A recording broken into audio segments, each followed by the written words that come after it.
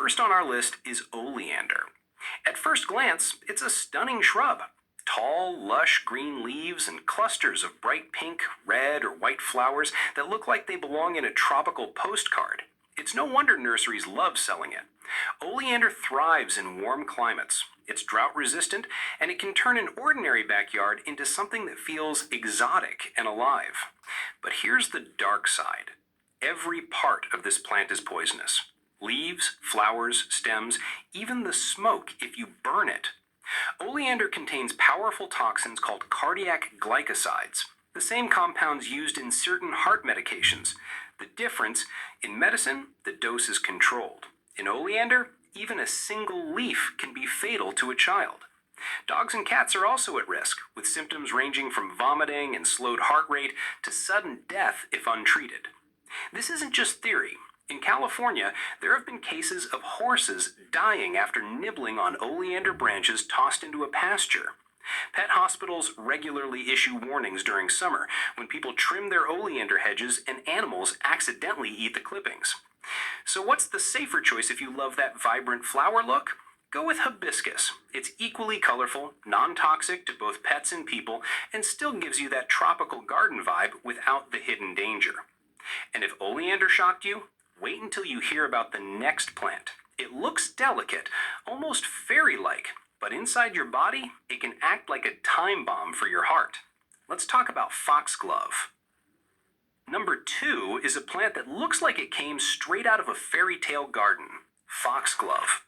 Tall stalks covered in bell-shaped flowers painted in shades of purple, pink, and white.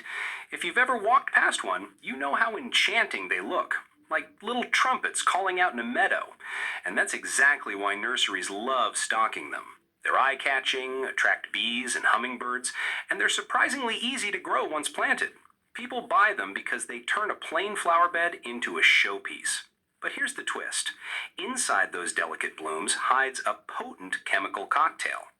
Foxglove contains compounds called digitalis glycosides.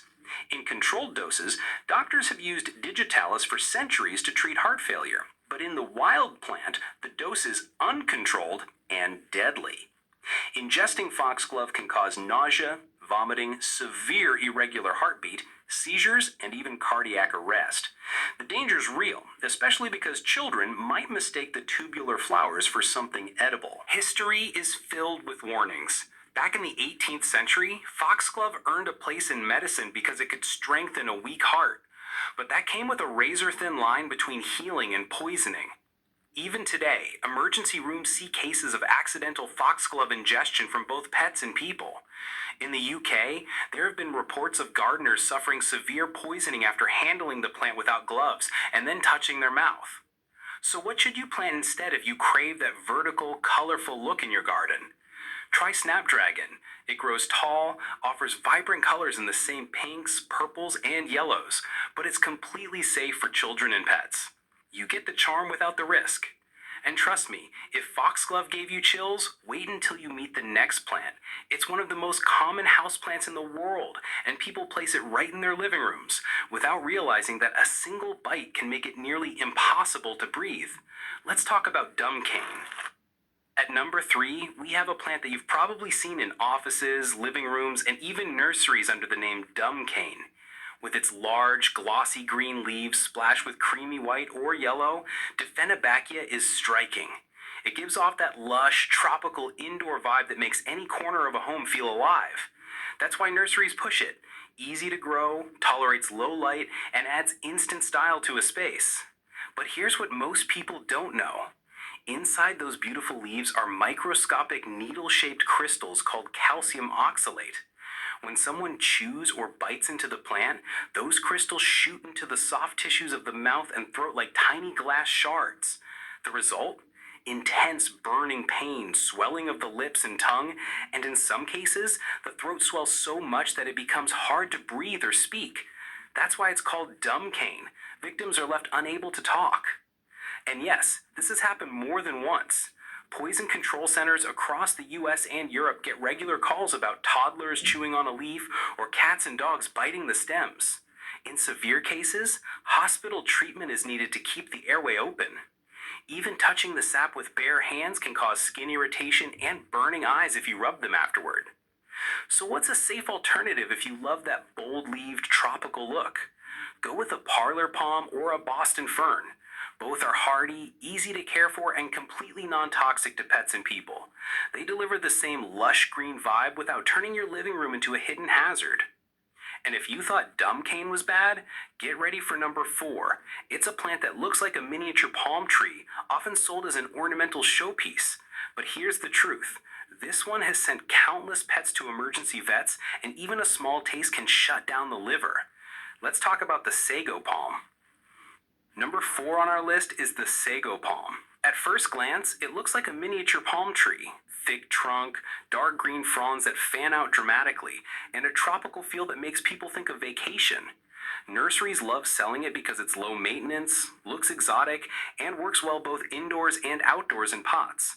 Many buyers see it as the perfect accent plant for their living rooms or patios. But beneath that beauty lies one of the deadliest risks for pets.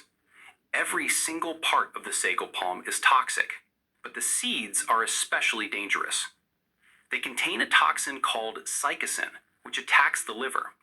For dogs and cats, even a small nibble can trigger vomiting, diarrhea, seizures, liver failure, and in many cases, death. Veterinary hospitals issue regular warnings about this plant because it's one of the top causes of fatal poisoning in pets across the United States. And the cases are heartbreaking.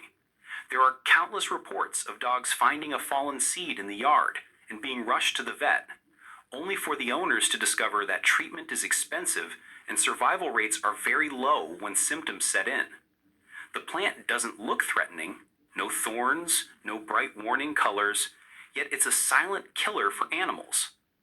So if you want that tropical palm vibe without the danger, choose an areca palm or a ponytail palm.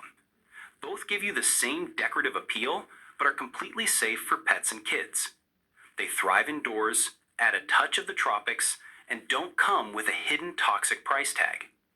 And if you thought the sago palm was bad for pets, wait until you see number 5.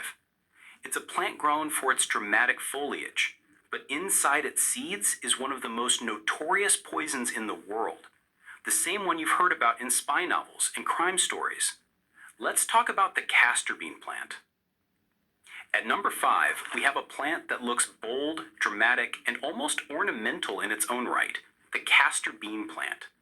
With its tall stalks, oversized star-shaped leaves, and spiky red seed pods, it's often grown as a statement piece in gardens. Nurseries sometimes sell it for its exotic tropical look, and it's easy to see why. It grows fast, fills up space, and catches the eye. For a gardener wanting something impressive, it feels like a good choice. But here's what makes it one of the most dangerous plants in the world. The seeds of the castor bean plant contain ricin. Yes, the same deadly poison you've heard about in spy novels and crime stories. Ricin is so toxic that even a small amount can shut down your body's ability to make proteins, leading to organ failure and death. Just 2 or 3 seeds can kill a child. For pets, the risk is just as severe. Even handling the seeds without washing your hands properly can be risky if you accidentally touch your eyes or mouth afterward. And this isn't just hypothetical. There have been real cases where children mistook the shiny seeds for candy or beans and ended up in emergency rooms. In fact, poison control centers have documented numerous poisonings linked directly to this plant. That's why in many places, growing castor bean is discouraged or outright restricted. It's simply too dangerous to have around people and animals. So what can you plant instead if you want that bold, leafy, tropical look? Go with elephant ear or canna lily. Both give you the large, dramatic leaves and vibrant flowers, but they're safe and won't put your family or pets at risk. And if ricin sounds terrifying, wait until you meet number 6. It's a plant that looks innocent, with pretty blooms people often use in landscaping, but its flowers and leaves can trigger everything from dizziness to vomiting, and in some cases, even coma. Let's talk about azaleas and rhododendrons. Number 6 might surprise you because it's one of the most popular landscaping plants in the world, azaleas and their close relatives, rhododendrons. Walk through a nursery in spring and you'll see them everywhere, bursting with color. Pink, purple, red, white, blooms so vibrant they almost look painted on. Homeowners love them because they're hardy, evergreen, and they transform any front yard into a dazzling show of flowers. It's no wonder nurseries keep selling them by the truckload, but hidden behind that beauty is a dangerous secret. Azaleas and rhododendrons contain compounds called granotoxins.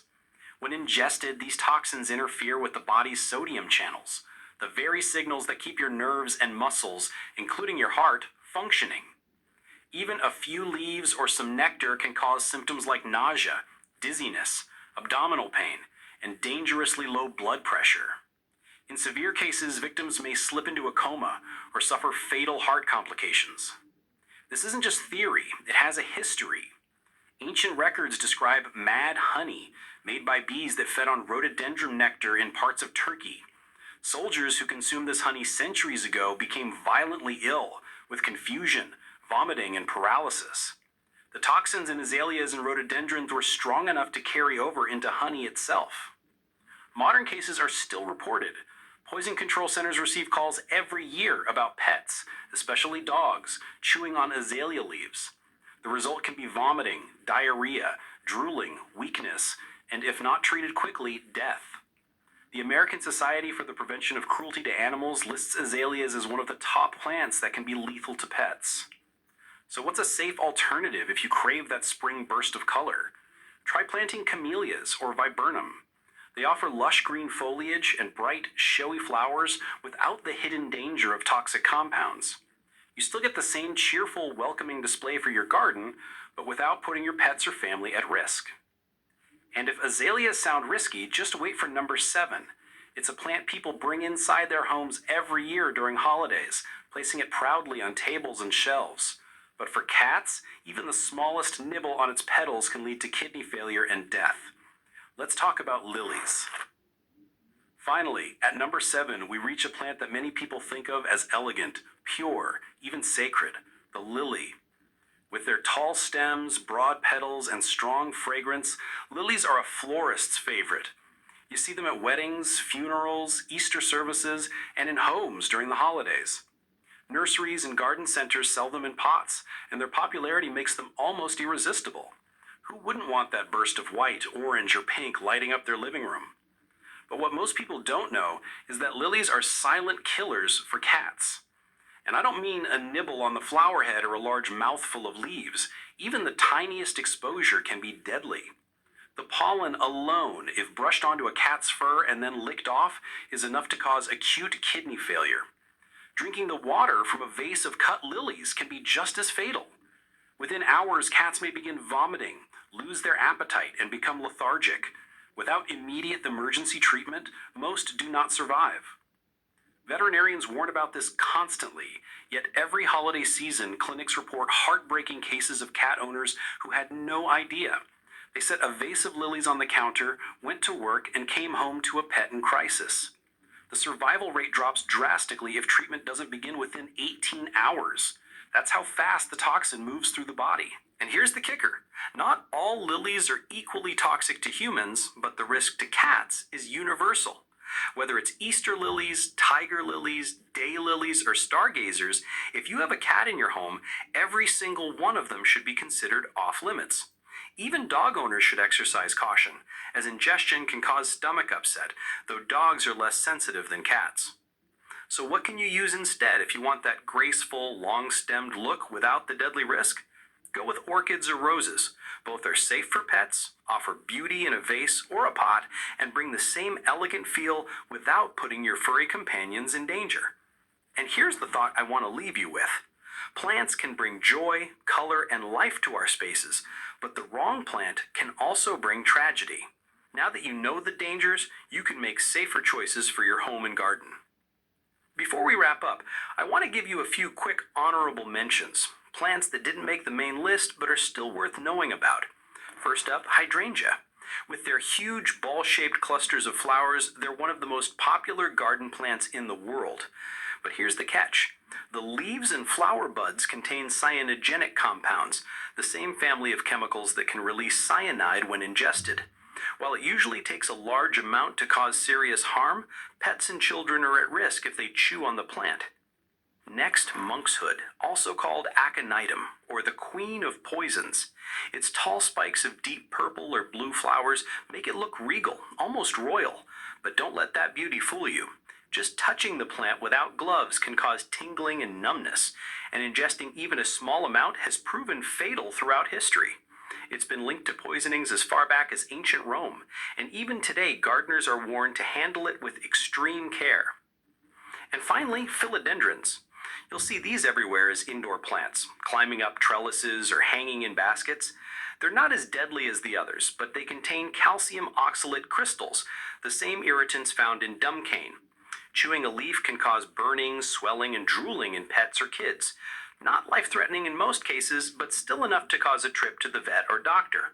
And remember, these aren't the only dangerous plants out there. Nurseries sell dozens more without warning labels, which is why it's important to know what you're bringing home. So let's finish with some quick safety tips that will help you avoid these hidden risks. Now that we've gone through the list, let's talk about how you can keep yourself, your family, and your pets safe. First, always read plant labels carefully. Look for words like toxic, poisonous, or not safe for pets. If the label doesn't say anything, that doesn't mean it's safe. Nurseries often leave that out. Take a moment to look up the plant's scientific name on your phone before you buy. That quick check could save you a lot of trouble. Second, if you ever suspect that a child or pet has chewed on a suspicious plant, don't wait and see what happens. For pets, call your vet or an emergency animal hospital immediately. For people, contact poison control or go straight to the emergency room. Time is critical. Early treatment makes a huge difference. Third, fill your garden with safe alternatives.